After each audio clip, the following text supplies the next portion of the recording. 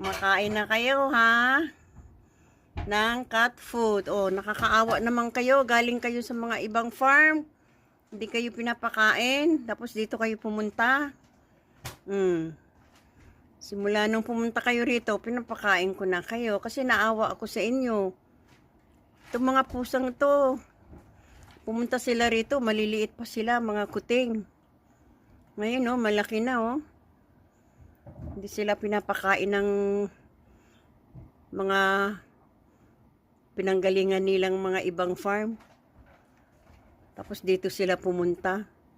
Hindi na sila umalis dito. Diyan na sila. Umaga at saka gabi pinapakain ko sila ng cat food.